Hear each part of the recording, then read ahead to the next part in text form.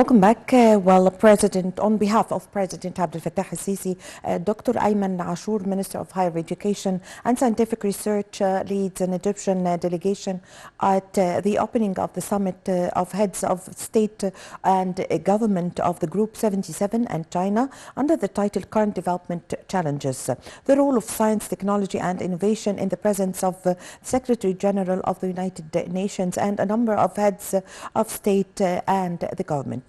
The heads of several Arab and African countries and governorates, as well as the South American and East Asian countries, have to participate in this summit activities. To shed more light on this, we have the pleasure to have this phono with Dr. Hussein Khaled, former Higher Education Minister. Good afternoon, sir. Good afternoon. Well, Doctor, what's the importance of Egypt's participating in this summit? The Group 77 and China, let us say some part of the history. It originated from the non-aligned movement that was originated after the Cold War in the last century, after the aftermath of the Korean War, because at that time there was bipolarization of the countries between the Soviet Union and the United States of America. And according to this, because there were at that time the NATO and the Warsaw Pact, then in 1955, in the Bandung Conference in Yugoslavia, in Belgrade, Yugoslavia, the former Yugoslavia, Yugoslavian President Joseph Broz Tito, Indian Prime Minister Jawaharlal Nehru, and Egyptian late Egyptian President Gamal Abdel Nasser, and the Ghanaian President Kwame Nkrumah, and Indonesian President Sukarno formed this non-aligned movement. Then later on, the Group of 77 originated from this non-aligned movement at the United Nations by a coalition of now 134 developing countries, designed to promote its membership collective economic interests, and at the same time, to answer your question, Egypt was one of the 5 countries that originated the non-aligned movement, and then this movement was transformed into the Group of 77 and China. Yes, Doctor. The title of the summit this year is Current Development Challenges, the role of science, technology and innovation. So how do you see the importance of providing technology to developing countries? Well, research, development and technology are the locomotive power that leads the nations to the development and to the improvement of its societies, and it must be supported by the government. And I think that this summit concentrates on using the new technology, using all the developments now present in our societies, in order to improve the economic situation and also the education and the health situations of their countries. Yes, Doctor, the summit is interested also in providing opportunities for cooperation in the field of digital technology, which is among the countries of the group, and also achieving cooperation between the countries in the north and south. So what is the nature of this cooperation? This, of course, you know that now everything is being done by digital ways, and also by connections via the internet. And this was very clear during the period of the COVID-19 pandemic. And of course, in order to bolster this, the countries must cooperate between each other. Each country is going to provide what he have from the up-to-date knowledge and up-to-date equipment and up-to-date information, and also the budget are also needed to be shared by these countries. it's kind of a coalition that leads to the improvement of its people.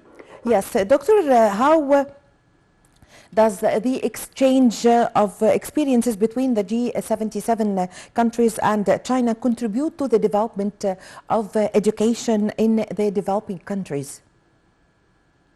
Well, by many ways. For example, the interaction and change of the students and of the professors and the experience of the human resources, and also to develop their own infrastructure based on the information they are going to get from the other countries. Also, sometimes the way of doing this could go through or reflected on health as well, and this was also reflected in developing the hospitals and the healthcare by changing, for example, some kind of laws or legislations, also by providing the human resources that are needed. It also needed to build the infrastructure. You see, in Egypt nowadays, there is a lot of projects that are improving our condition now regarding the ways, regarding the transportation, regarding the all kinds of services that are mainly depend on digitalization and the cooperation between those countries. Yes, Dr. Khaled, when did Egypt join the group, and what are the qualifications needed for a country to join the group?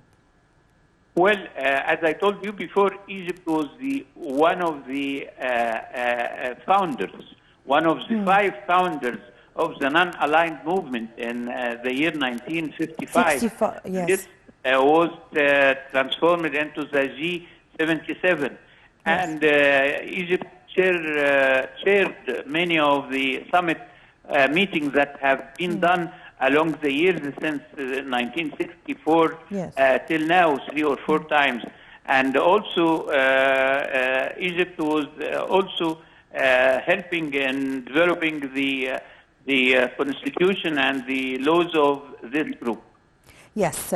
Dr. Khaled, what do we expect from this session of or edition of this year's summit? What do we expect the recommendations or the outcome? I think that continuation of the efforts being done along the years and the last 40 or 50 years is very important.